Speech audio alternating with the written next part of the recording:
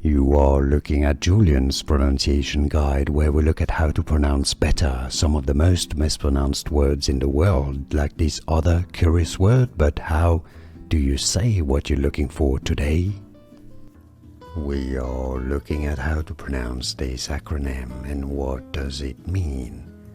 So it can mean at least a couple of things, mainly, generally speaking, first of which is virtual asset service provider, virtual asset service provider, but it more commonly means Vienna ab initio simulation package, Vienna ab initio simulation package, otherwise known as VASP.